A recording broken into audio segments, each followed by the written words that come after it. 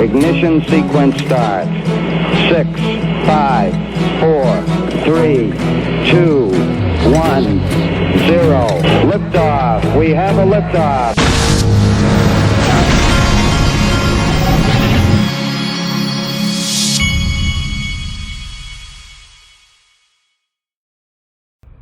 Hey everybody, this is the Digital Asset Investor, and I'm going to start this video off with the official cool guy of the Digital Asset Investor channel. He's got his tie off, he's walking down the street, he's talking cool. Listen to what he has to say. Digital Asset Investor at it again. He found one of the most corrupt quotes of the decade, Joseph Lubin. You can't have an ICO because it rhymes with IPO. No, Joe, you can't have an ICO because it's a security and you're promising investors returns and you're not registering it. That's why you can't have an ICO, Joe. You're damn right. I mean, golly, it's frustrating. Look, it is very frustrating to watch what is going on and watch all these clips when you know a fox is in the hen house and you know that neither Congress nor the media is doing anything about it. And trust you me, they're seeing these things. And look, this comes down to a question of what kind of country do you want to have? I know what kind I'd like to have for my children's sake. What kind of country do you want to have? I don't want to have this kind. It's not the kind that this country was founded to be. I can promise you that. XRP, and don't you worry, we've got more clips, new ones coming right at you. Stay tuned. Here they come. First, I want to show you this from XRP James, the Digital Asset Investor, the official former Navy SEAL of the Digital Asset Investor channel. This is from this morning. Brian Armstrong did a whole thread. Some really sketchy behavior coming out of the SEC recently. Story time. Millions of crypto holders have been earning yield on their assets over the last few years. Anyway, bottom line is, these guys were going to come out with their lending program, and or where you could earn up to 4% APY on USD coin. That says the SEC responded by telling us this lend feature is a security. Okay, seems strange. How can lending be a security? So we asked the SEC to help us understand and share their view. We always make an effort to work proactively with regulators and keep an open mind. They refuse to tell us why they think it is a security and instead subpoena a bunch of records from us. We comply. Demand testimony from our employees. We comply. And then tell us they will be suing us if we proceed to launch with zero explanation as to why. Look, we're committed to following the law. Sometimes the law is unclear. So if the SEC wants to publish guidance, we are also happy to follow that. It's nice if you actually enforce it evenly across the industry, equally, by the way.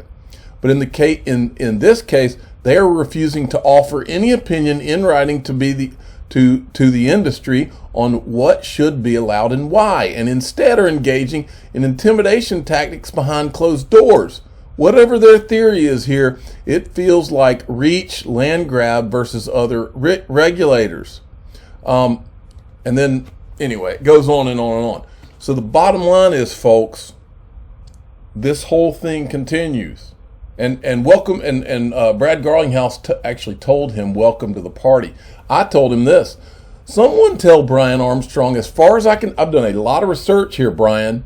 As far as I can tell, there's only one person that the SEC, in crypto, that the SEC meets with, has, in his words, has deep conversations with the SEC. They work really well together. This guy, I've played clip after clip after clip. The entire industry is pissed off. Can't figure out. They're begging, asking for regulatory clarity. They're getting the kind of treatment that Brian Armstrong's getting at Coinbase. Everybody else is getting that, but not this guy. There's only two guys in this industry that, as far as I can tell, they don't have to do anything that they don't have to do anything. They're pretty much free to do whatever they want. That's Jed McCaleb and Joseph Lubin. Those are the two guys that seem to be able to do whatever they want.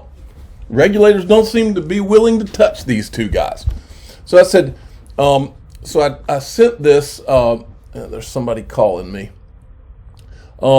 So it says, Congress, you have a big problem here. Brad Garlinghouse warned them that the SEC was coming for all of crypto. Now they're finding out. This is about white shoe boys. Retweet. That's exactly what this is about, folks. And watch how creepy this all gets. So Coinbase tweets this out. After months of trying to engage with SEC on our planned Coinbase Lend product, we recently received notice that it intends to pursue legal action against us. We believe dialogue is at the heart of good regulation, even if the SEC may not. Then there's this. Now, this really pissed me off this morning. Jim Cramer tweets this out. This is Jim Cramer of CNBC that will not look into any of this, and he won't speak about it. In fact, they went a step further and hired Jay Clayton, and he's probably on their payroll, instead of asking him any questions about the mess that he left. Brian Armstrong, memo to you, never pick a fight with the SEC. Never. Alicia Haas, CFO, has already started one. She said she had to school Gensler. Wrong. Well, what's interesting about that is that Jim Cramer says nothing about whether a government agency might have overstepped their bounds and whether they're not doing their duty and protecting the people. We are the people. That's irrelevant to Jim Cramer. What's relevant to him is, don't attack a government agency. That's just wrong. Well, it's not wrong if it is representing a tyranny of sorts in the crypto industry. Instead of working with people and actually having honest conversations and giving them real clear guidelines to go with. What is wrong with questioning that? What happened to our country? What happened to our media? And this is what I said, just in case you thought you still had a media that held government accountable, guys like this are the problem. Jim Cramer's a coward. I'll say it. He is a coward's coward.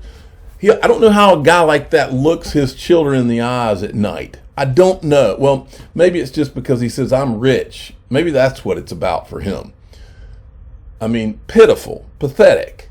Ought to be ashamed of himself. CNBC, all of them should be ashamed of themselves. Instead of hiring Jay Clayton, they ought to say, no, Jay, you want to interview with us? You come answer a few hard questions about why you would drop a lawsuit on a company after they tried to work with you for 8 years and you went back and forth and never would give them a straight answer, and then you drop a lawsuit and walk out the door. Now you want us to hire you as a consultant? No, Jay, that's not how it works. If they were honest people, that's the way it would have been handled. But no, something else has to be going on. And then David Schwartz says, sorry, can't relate. So David Schwartz is giving Brian Armstrong a hard time, and then Brad Garlinghouse used one of my favorite memes from one of my favorite movies and says, welcome to the party, pal. Exactly. Jeremy Hogan weighed in, and as expected, the SEC announces it's going after Coinbase. It's not just Ripple. The SEC wants to control everything. Then John Deaton weighs in. The SEC will never offer any real guidance. They intentionally keep it vague to allow maximum prosecutorial optionality, period. SEC personnel repeatedly referred to the Hinman speech, yet Hinman signed an affidavit recently stating it was only his personal opinion. Now, then this is something that was brought up to me by Big Skinny. This is the official smart aleck of the Digital Asset Investor channel. And I was talking to him, and he actually brought this up. Pay attention. Ethereum has never had smart contract competition. The whole time they've been in existence, they've had no competition, folks. It's very clear from the video evidence the SEC is in bed with Ethereum. All the videos I've shown you, it's very clear that these guys were, he freely admits it. Joe Lubin, they met with him. He had deep discussions. It's very clear from what he said in all these videos that he had a very good relationship with these guys. Okay? But everybody else, Ripple, everybody else, they can't get anything out of them. Nothing. XRP has been put in timeout by the SEC. Is it a coincidence that the month that Flare is about to release Spark tokens, the SEC sues Coinbase, where many of the tokens will be dropped? Will Coinbase be afraid to do so now? Ethereum 2.0 set for release in December 2021. This might be nothing, but something is going on. Credit to Not So Skinny. And here we go. Let the clips roll. This is William Hinman on October 2nd, 2018, and I will remind you of a few questions I have. Who helped Hinman write the speech? Who is in those 63 emails that went around about the speech? Where is Bill Hinman's public calendar? I'm 99.9999% sure that I know. Well, actually, I have a hunch. 3 months ago, Bill Hinman, Director of Corporate Finance at the SEC,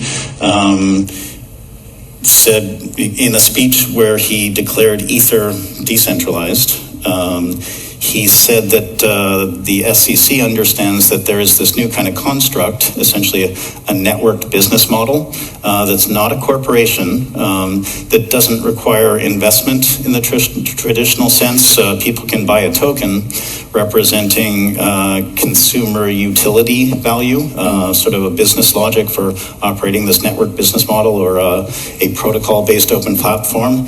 And if people construct that token, if it's constructed in an appropriate way, so that there aren't dividends and things like that, that doesn't make it look like a security or an investor token.